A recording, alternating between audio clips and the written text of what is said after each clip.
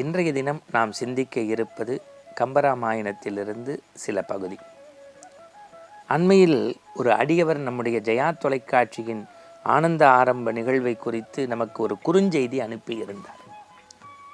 ஒரு 80 வயதை கடந்த திருநெல்வேலி பகுதியைச் சேர்ந்து தன் பெயரோடு கம்பர் என்கின்ற பெயரையும் புனைப்பெயராக பெற்ற அந்த ஒரு கவிஞரவர், ரொம்ப ஒரு எழுத்து வேந்தரவர், தன் பெயரோடு கம்பநாட்டார் பெயரையும் சேர்த்து கொண்டிருக்கக்கூடிய வகையில் உயர்ந்து நிற்கக்கூடிய அந்த உத்தம கவிஞர், நான் அவ்வப்போது அருள் நேர ஆனந்த ஆரம்பம் பார்த்து வருகின்றேன். கம்பனை பற்றி நிறைய நீங்கள் சொல்கின்றீர்கள்.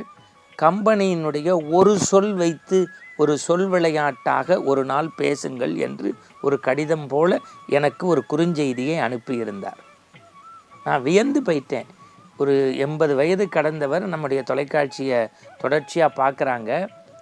இந்த நிகழ்வு குறித்து பதிவு செய்யுங்க அப்படின்னொன்னே, கம்பராமாயணத்து பாத்திரங்களை குறித்து பேசியிருக்கோம், கம்பனுடைய வீரம் குறித்து பேசியிருக்கோம், கம்பனின் பெண்மை குறித்து பேசியிருக்கோம், பரதன் பற்றி, அனுமன் பற்றி, ராமன் பற்றி, ராவணன் பற்றி, கும்பகர்ணன் பற்றி இப்படி பேசியிருக்கோம். ஆனால் கம்பனின் ஒவ்வொரு வரியை மட்டும் எடுத்துக்கிட்டு, ஒரு வரி, கம்பனின் உள்ளம் தொட்ட ஓர் வரின்னு கூட இதுக்கு ஒரு பேர் வச்சுக்கலாம். கம்பனின் உள்ளம் தொட்ட ஓர் வரி.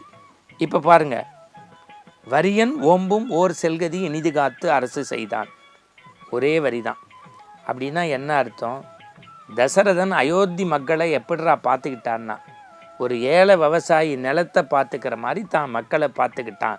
வரியன் ஓம்பும் ஓர் செல்கதி இனிது காத்து அரசு செய்தான். அவனுக்கு ஏதாவது பிரச்சனை இருந்ததா? பிரச்சனையே இல்லை. அவருடைய குலகுரு வசிஷ்டர், விஸ்வாமித்திரர் இவங்கள்லாம் அவருடைய குருமார்கள். உங்களுக்கு ஏதாவது குறைவுண்டா? பிரிது ஒரு குறை இல்லை, எனக்கு பின் இந்த வையகம் மறுகுறும். ஒரே வரி. அப்படின்னா என்ன அர்த்தம்?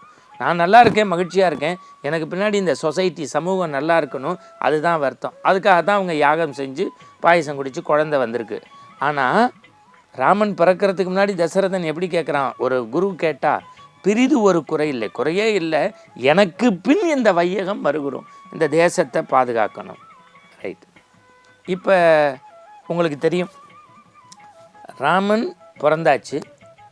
அயோத்தி மாநகரத்தில் தசரதனுக்கு அப்புறம் இவர் தான் அரசாட்சின்னு முடிவாயிடுச்சு. ஆனால் சிற்றன்னை கைகேயி காட்டுக்கு போன்னு சொல்லிட்டா. உங்களுக்கு தெரியும், 2 வரம். ஒன்று, ராமன் நாட்டை ஆளக்கூடாது, காட்டுக்கு போகணும். பரதன் நாட்டை ஆளணும். அப்போ ஒரு வரி உண்டு, காட்டுக்கு போங்கிறது. அடிக்கடி நம்ம அதை சொல்லியிருக்கோம். ஒரே வரி தான் ராமன் சொன்ன பதில். மன்னவன் பணி என்றாகிலும் நும் பணி மறுப்பேனோ. அப்பா சொன்னா என்ன, நீ சொன்னா என்ன, நான் போகிறேன். புறப்பட்டார். கூட போக வேண்டியது யார்? சீதா பிராட்டி. சீதையை போன்னு சொல்லலை. ஆனால் ஒரே ஒரு வரி தான் சீதையை சொல்கிறாரு. காடுமா, நீ ஜனக மகாராஜாவுடைய பொண்ணு, அப்படியே பிஞ்சு பாதம் கானகத்துக்கு வந்தால் வலிக்கும். ஒத்த வரி, நின் பிரிவினும் சுடுமோ அப்பெருங்காடு. உன்னைய பிரிஞ்சு வாடுறேன்ல, அதை விடவா காடு சூடு. எப்படி பாருங்கள் சீத்தை. இப்போ ராமன் சரி, சீதை ஒய்ஃபு போகிறா சரி, இந்த லக்ஷ்மணன் எதுக்கு போகணும்? லக்ஷ்மணனை போன்னு சொன்ன அம்மா எப்படி சொன்னா? தோழனா, தோழனா, தொண்டனா, நீ கூட இருன்னு சொன்னா. அதெல்லாம் சரி. ராமன் வந்தா வா, இல்லாட்டி வராத. அதை எப்படி ஒரே வார்த்தை? முன்னம் முடி, முன்னம் முடி. ராம வரலைன்னா நீ ஒரே வார்த்தையில் இறந்துடணும். இப்போ இந்த சீதை ராமனுக்கான உறவு எப்படி இருந்தது திருமணத்துக்கு முன்னாடி? நல்லா பார்க்கணுங்க. ஒரே வரி. அது கம்பராமாயணம் அடிக்கடி எல்லாரும் சொல்கிறது. அண்ணலும் நோக்கினாள், அவளும் நோக்கினாள். 2 பேரும் அன்பு வந்தது, வில்ல முறிச்சு திருமணமாச்சு. அப்புறம் கைகை காட்டு காமிச்சா, இப்போ போயிட்டாங்க. ஆனால் ராமனை ஏன் கொண்டாடுறோம்? இந்த இரு பிறவிக்கு இரு மாதரை சிந்தையாலும் தொடேன். அப்படின்னா என்ன அர்த்தம்? மனசால சிந்தனையால் கூட ஒருத்தரை பார்க்குறதோ படுகிறதோ இல்லை, சிந்தனையில் கூட இன்னொரு பெண்ணை நான் நினைக்க மாட்டேன். அதுதான் அங்கே. ரைட். இப்போ காட்டுக்கு போகிறாங்க. கங்கை கரையை கடக்கணும். குகன் வந்து தேன் மீனெல்லாம் கொடுக்குறான். இதெல்லாம் நம்ம படிச்சிருக்கோம். ஆனால் எதுக்கு வந்தேன் லக்ஷ்மணன் கேட்டோன்னே ஒரே வரி, நான் ராமனுடைய திருவடியை சேவிக்க வந்தேன். அடுத்த வரி தான் முக்கியம். நான் வாய் வெட்டுவன் நான் அடியேன். அவன் வந்து காட்டுக்கு ராஜா, ஆனால் ஒரு நாய் போல நன்றியோடு அவன் திருவடியை சேவிக்க வந்திருக்கேன் ராமனை. இதை அப்படியே வைங்க. இந்த அன்பு பீறிட்டதில்ல. அதுக்கு ராமன் சொன்ன ஒத்த வரி என்ன? குகனொடும் ஐவரானோம், குன்று சூழ்வான் மகனொடும் அறுவரானோம், அகனமர் காதலைய நின்னொடும் எழுவரானோம். யார்? இந்த குகன் சுக்ரீவன் வீடனுடைய நட்பை சொன்னது. எல்லாம் சரி. வாலி வதம் நடந்ததில்லை, அது இன்னி வரைக்கும் ராமனுக்கு ஒரு இழுக்கு. ஏன்னா மறைஞ்சிருந்து அம்பு போட்டார். ஆனால் பாதிக்கப்பட்டவனே ஒரு வார்த்தை சொல்கிறான், தேவியை பிரிந்த பின்னை திகைத்தனை போலும் செய்கை. ராமா, நீ நல்ல குளத்தில் பிறந்து குளம் காத்த, நல்ல சொல்லுவோம் அம்மாவுக்கு சத்தியம் பண்ணி சொல்லறத்தை காத்த. ஆனால் இப்போ வில்லு அறம் திறந்துட்ட. ஏன்? உன் பக்கத்தில் உன் மனைவி இல்லை. தேவியை பிரிந்த பின்னை திகைத்தனை போலும் செய்கை. ஒரு ஆண்மகன் புத்தி கெட்டு போனால் அதுக்கு என்ன காரணம்னா மனைவி பக்கத்தில் இல்லை. எப்படி? ஒத்த வரி. அதெல்லாம் விட்டுருங்க. அசோகவனத்து சீதையை பார்த்துட்டேன்னு அனுமன் சொல்லணும்ல. ஒத்த வரி. கண்டேன் கற்பினுக்கு அணியவளை. ஒரே வரி தான். எல்லாம் சரி சார். சண்டை காட்சி.